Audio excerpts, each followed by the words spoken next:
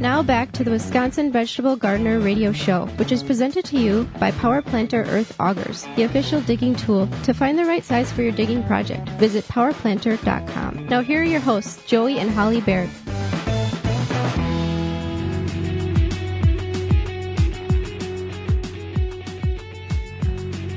Welcome back to the Wisconsin Vegetable Gardener Radio Show. It's time for your garden questions and our garden answers. Holly, what do we have here? We had a question come in, and it's, we have a large property, but I wanted to simplify some gardening, and I wanted to plant lettuce in pots like you said. I have a large pot that is maybe 20 inches high or more and almost 2 feet in diameter. My question is, do I have to fill the whole pot with potting soil, or can I just put some dirt in the bottom of the pot and save the potting soil? Also have a compost tumbler for years, but hardly have ever used the compost. Can I use, does it have to be totally composted before using it? Can I use that, the composted stuff in the bottom of the pot? Okay, so the big container, with these big containers, you do not have to fill it 100% full with potting soil. With a container of this magnitude, 20 inches deep, you could fill 10, 12, 13, 14 inches with that old compost. Or even to stretch it further, that bottom 8, 10 inches, you could take plastic milk jugs or plastic coffee cans with the lid on and put them in there for space, to take up space, because we're not growing a deep-rooted plant. You could also take thick, heavy pots, invert them to have the bottom facing up, and fill the bottom of the container that way to take up airspace, to maximize the space you have available at the bottom with those items in order to save on soil. Now, this does not apply to like a 10-gallon pot or a 5-gallon grow bag or a bucket. We're talking this is a deep planter, so it definitely can be done in this application. And that old compost, go ahead and throw in the bottom. Now, what I would caution you with, depending on if that compost was heat composted or cold composted, wherever you come up with, if you fill that container up 10 inches high with the old compost, take a couple of layers of newspaper or a sheet of cardboard and just put that on top of that old compost, just in the off chance that some seeds are still viable that may germinate and shoot all the way through the remaining potting soil and then pop up into your container. So that can be done. Yep. Go ahead and do it that way, and you will save a lot of soil and money. All right, here, Holly, here's a question for you. And this came in regards to the way our garden is laid out, and you can find that on our website and our social media platforms. Why did you put your garden beds, the new raised beds that we made, parallel to the fence and with the front yard, and not parallel to the way the sun goes over the garden? Sure. So when we had our in-ground garden, that's how our in-ground garden was laid out, where those rows were north to south rows, and the yard runs east to west. So that's why we left it like them. Also, we would not have been able to get as many in that area with that layout because of the way that the yard is laid out. It kind of tapers off towards the front. So that's why we've also noticed that as long as you have a lot of good daytime sun, it doesn't matter if you run your beds east to west or north to south. It just matters that you think about where your sun is. There's going to be slight shade from bed to bed, but nothing that you would feel. It's not like it's going to be a shade tree that's going to cover, 80% of the day and 90% of the like a house or a shed or something. Yeah. So, quick question for you. I'm in the beginning stage of building a raised garden. The space that I'm using has wood chips mulch on it for 3 years. I moved all the old wood chips so I can put the weed block up and level the ground. Can I use the old wood chips to help fill and level the ground and then put the weed block? Yes, with our raised beds, we did something similar. You do not have to use weed block necessarily. Cardboard will work fine, but if you already have the weed block, go ahead and use it. With our beds, we're 10 inches high. You definitely want to have some kind of barrier between the soil and the bed. The wood chips, you could use that as a filler at the bottom. Depending on how broke down the wood chips are, in the breakdown process of wood chips, there is going to be a certain amount of nitrogen that is removed from the soil in order to create the compostable form in the wood chips. So depending on how deep your bed is, You could do that as a little filler. Most of the time, if those wood chips are on the ground for 3 years, a lot of it's going to be almost in a completely broke down black soil.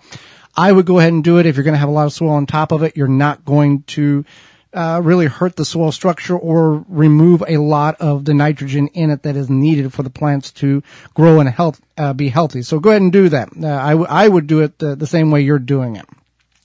All right, here we go. Do you not have a problem with rabbits in your garden since you have no fence up around the new beds? So we did have. No, we had rabbits. We had rabbits at one point. We even had rabbits that laid their baby rabbits, whatever they're called, into the garden. Yeah, we had more rabbits than you knew what to do with. And things. It's amazing how quickly vegetables grow when they're not getting eaten down every day by rabbits. Right. So. But what we did is that when we did have rabbits, so at the first year we didn't have a fence. I think it took until the third year where we put the chicken wire, the 2-foot tall chicken wire fence around the garden. But then after the rabbits started coming in, even then we would watch. We would look to see how they were getting into the yard. And then we would kind of chase them out, and then we would watch them leave. The perimeter fence, the perimeter. The chain link fence around the perimeter, they would sneak underneath it. So we would block all of that off. We're in an urban setting, so that the instinct would be eradicate them, but then we wanted to see where they were coming in at so they could be prevented from coming in. So that's what we did. We didn't kill them, but we saw where they were getting into the garden, onto the property. Right, for sure. And if we were to see some sort of damage from rabbits in our raised beds, we can go ahead and block the raised beds out, with chicken wire as needed. Also, there's a product called Deer Defeat that works very well on deer, rabbit, and groundhog, and you can use coupon code RADIO at checkout and get 10% off your entire purchase. And it's an all-natural product that absolutely works. You can go to their website, deerdefeat.com, and you'll be amazed at the testimonies and what it can do to help your plants grow better. Okay, so here's another question: we filled Linda wants to know. I would like to know what you put in your newly made raised beds. Is it an order of items and not just dirt? What did you put in there? We got for those people in the Milwaukee market, we got raised bed mix from Blue Mel's Landscape and Garden Center. Our independent garden center and in the Milwaukee market. That's the official garden center of the radio show. We had them deliver it out to the property.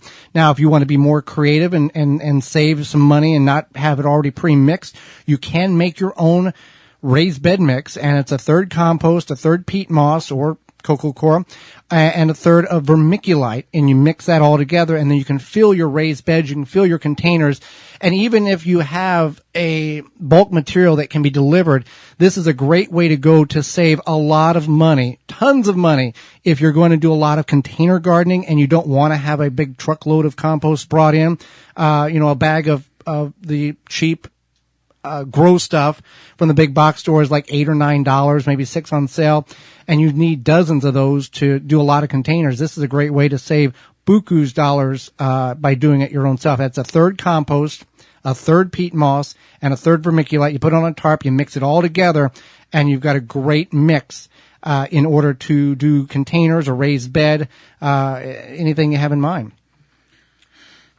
So, Jenny's got a question here. You recommend coffee cans for starting off squash plants and keeping the can around the base of the stem to keep away the squash vine borers. I cannot find metal coffee cans like they used to sell. I can find plastic containers. Can I use these plastic coffee containers? What can I use? Okay, the way we do this is we plant the squash, and then we take and cut in this instance, the metal coffee can, cut the bottom off, and push the coffee can around where those seeds were planted, typically 2 to 4 weeks before you actually can plant the squash outdoors. Then we take the plastic lid and leave the lip on it, but cut everything else out, and then we put a piece of translucent, either saran wrap or a plastic bag over top of it, and it creates a greenhouse effect.